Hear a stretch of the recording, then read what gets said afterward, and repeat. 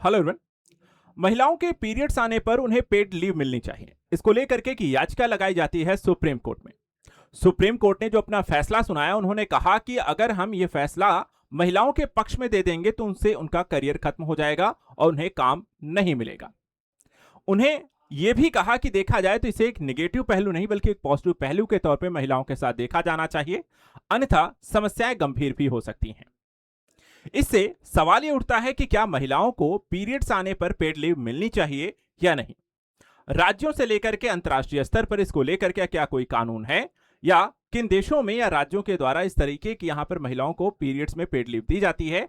आइए समझते हैं पूरे मुद्दे को और खासकर समझते हैं सुप्रीम कोर्ट के द्वारा दिया गया ये फैसला। सबसे पहले अगर हम देखें यहां पर सुप्रीम कोर्ट में सीजेआई सूर्यकांत जी का यहां पर देखिए जो उनका कथन है, हम वही यहां पर पढ़ेंगे। जो फैसला उन्होंने ये सुनाया है, उन्होंने क्या कहा है। ये याचिकाएं डर पैदा करने के लिए, महिलाओं को हीन दिखाने के लिए, यह जताने के लिए दायर की जाती हैं कि पीरियड्स उनके साथ होने वाली कोई बुरी चीज है। यह उनका पॉजिटिव राइट है, लेकिन उस नियोक्ता के बारे में सोचिए जिसे पेड लीव देनी होगी। यहां पर सीजीआई का इस फैसले को सुनाते हुए यह कथन है उनका कि जो व्यक्ति जॉब देता है वो लगातार हर महीने अगर इस तरीके की छुट्टियां देगा तो इससे यहां पर देखा जाए तो समस्याएं महिलाओं को ही होंगी, और जो व्यक्ति यहां पर छुट्टियां दे रहा है, नौकरी पर जिसने रखा हुआ है, वो भी कई बार जरूरी चीजें यहां पर जिम्मेदारियां शायद महिलाओं को फिर इससे देने से बचने लगे। साथ ही देखा जाए तो इसकी सुनवाई सीजीआई सूर्यकांत और जस्टिस जॉयमाला बागची की बेंच के द्वारा की गई थी और मेंस्ट्रुअल लीव को अनिवार्य बनाने के संभावित सामाजिक परिणामों के बारे में चिंता भी जाहिर की गई है। कोर्ट ने याचिकाकर्ता के अधिकार क्षेत्र पर भी सवाल उठाया और कहा कि इस मामले को लेकर खुद कोई महिला कोर्ट में क्यों नहीं गई, क्योंकि यहां पर एक पुरुष के द्वारा इस याचिका को लगाया गया था। यहां पे देखिए जस्टिस सूर्यकांत जी ने अपने फैसले में चीफ जस्टिस सूर्यकांत जी ने अपने फैसले में यहां पे कहा कि ये याचिकाएं सोची समझी साजिश के तहत दायर की गई हैं। इनका मकसद महिलाओं के मन में यह धारणा बनाना है कि आप में अभी भी कुछ प्राकृतिक समस्याएं हैं, यानी कि आप नेचुरली देखा जाए तो आप कमजोर हैं, और ये चीज यहां पर आपको इसके माध्यम से, याचिका के माध्यम से दिखाई जा रही है। आप पुरुषों के बराबर नहीं हैं, आप एक निश्चित समय में उनकी तरह काम नहीं कर सकती हैं, और इस कारण से आपको अगर पीरियड लीव्स दी जा रही है तो आप यहां पे पुरुषों के मुकाबले कमजोर हैं। इस तरीके की चीजें यहां पर चीफ जस्टिस सूर्यकांत जी के द्वारा यहां पर कही गई हैं अपने फैसले के दृष्टिकोण से, और उनका यह कहना है कि हम ये याचिका इस दृष्टिकोण से यहां पे खारिज कर रहे हैं। हम यहां पर पीरियड्स पर पेड लीव को देने के पक्ष में नहीं है। अब देखा जाए तो पेड मेंस्ट्रुअल लीव पर सीजीआई के जो कमेंट्स हैं, यहां पर 3 अलग अलग मुद्दों को लेकर के हैं।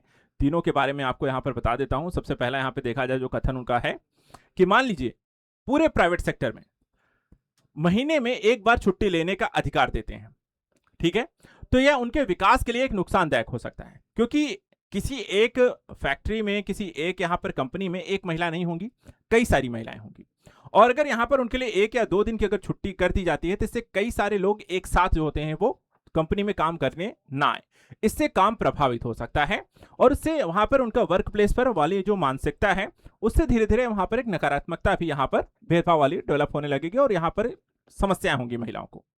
साथ ही यहां पर देखा जाए तो एक और चीज कही गई उनके द्वारा कि इस पर अगर हम कानून बना दें तो महिलाओं के करियर पर होने वाले नुकसान का अंदाजा लगाना भी मुश्किल हो जाएगा। कोई भी उन्हें जिम्मेदारियां नहीं देगा, यहां तक कि जुडिशियल सर्विस में भी उन्हें सामान्य मुकदमे भी यहां पर देखा जाए तो नहीं सौंपे जाएंगे। इसके अतिरिक्त हम निर्देश देते हैं कि सक्षम प्राधिकारी सुप्रीम कोर्ट के 24 फरवरी 2023 और 8 जुलाई 2024 के आदेशों के जरिए निर्देशों पर विचार करें और एक पूरी नीति को यहां पर नए सिरे से तैयार किया जाए। अब देखा जाए यहां पर नई याचिकाएं की जो मांगे थी क्या थी, जो याचिका लगाई गई थी उस याचिका में क्या क्या बातें रखी गई थी, ये जो पीरियड्स पर पेड लीव को लेकर की थी। तो पहली बात यहां पर इस याचिका में कही गई कि भारत सरकार, राज्य और केंद्र शासित प्रदेशों को ऐसे कानून, नीति और सरकारी आदेश लाने के निर्देश दिए जाएं कि मासिक धर्म के दौरान महिलाओं को होने वाली पीड़ा, जिसमें शामिल है आपका डिस्मेनोरिया, एंड्रोमेट्रियोसिस, गर्भाशय फाइब्रॉइड, एंडियोमायोसिस, पेल्विक इन्फ्लेमेटरी डिसीज जैसे संबंधित यहां पर समस्याओं को मान्यता देते हैं, और संविधान के अनुच्छेद 21-14 के अनुरूप छुट्टी देने समेत सभी जरूरी यहां पर जो राहतें हैं वो महिलाओं को दी जानी चाहिए।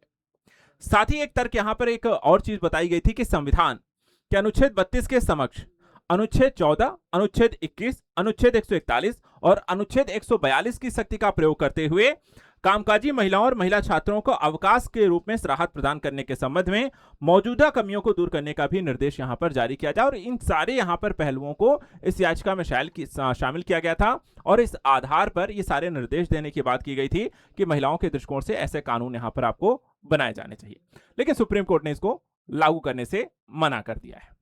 अब चलिए आपको बताते हैं कि भारत के किन राज्यों में या अंतर्राष्ट्रीय स्तर पर किन देशों में महिलाओं को पीरियड्स पर पेड लीव मिलती है। तो यहां पर आप देखें तो बिहार में सरकारी महिला कर्मियों को हर माह 2 दिन पीरियड लीव मिलती है और 1992 से यह नीति लागू है। इसी तरह कर्नाटक में हर माह एक छुट्टी 2025 में पहला राज्य बना, जहां सरकारी निजी दोनों क्षेत्रों में पीरियड लीव को अनिवार्य बनाया गया। इसी तरह ओडिशा में सरकारी महिला कर्मियों की प्रतिमाह एक दिन छुट्टी मिलती है और 2024 से इस नीति को लागू किया गया। इसके अलावा केरल देखा जाए 2023 में उसने उच्च शिक्षा संस्थानों में छात्राओं की प्रतिमाह छुट्टी की सुविधा यहां पर बढ़ाई और 75% की उपस्थिति के बजाय छात्राओं के लिए 73% उपस्थिति को अनिवार्य किया।